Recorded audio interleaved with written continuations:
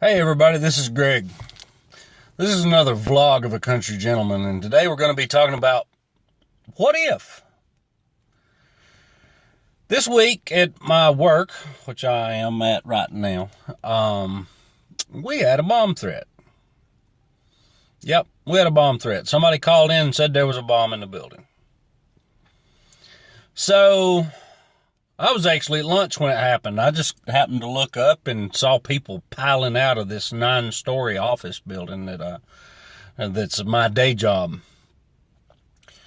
And I heard people chattering, "Oh Lord, I'm not going back in there," and "Oh, what if it actually is real," and all of these things. So we sat here and I watched as the fire department and a bunch of police showed up, and they talked it over and decided it wasn't a credible threat and called the all clear and sent everybody back to work. Well, what if it had been real?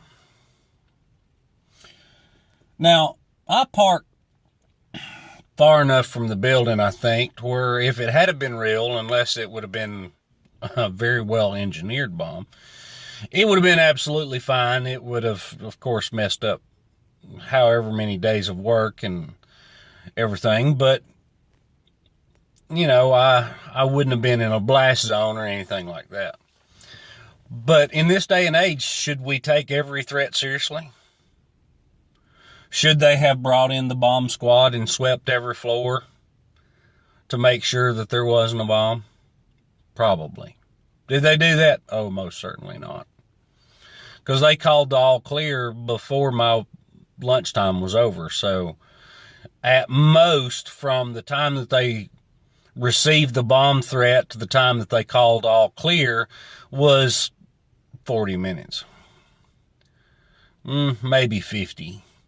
Definitely not enough time for a bomb squad to sweep 9 floors. But it got me to thinking. We live in a world today where there's so many threats. There's so many things happening. There's people driving into crowded streets. There's people just plowing folks over. And it's on both sides of the equation. The last one that happened in London was a guy plowing into a bunch of Muslims. So it's not, well, it is a racial thing, but it's not regulated to just one specific group. It seems like it is, but is that just because of the way our media tends to sensationalize things? I don't know. But we live with threats every single day.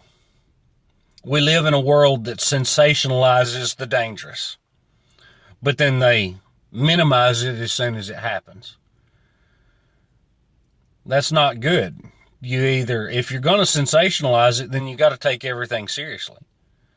If you're not going to sensationalize it, then you've got that element of ignorance in the population. I'm not real good at being ignorant,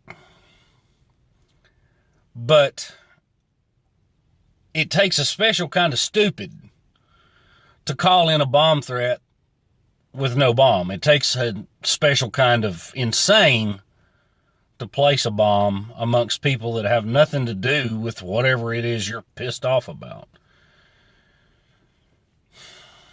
When I was a kid, we had a kid in the same school as us that called in a bomb threat because they didn't want to go to school. Well, they got caught and they got expelled.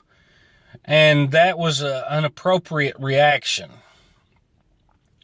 Now, I don't know if they're even investigating the bomb threat because, well, to be honest, I'm not in the loop on that. I do know that the camera crews showed up and they interviewed a few people, and I made sure to avoid those folks because, in general, I just don't care for the media. But I want you to think about that. How would you react if something were to occur, if something real were to occur in your area? Would you be one of the people that ran out to their car and left for fear? Would you be one of the folks that tried to save other folks?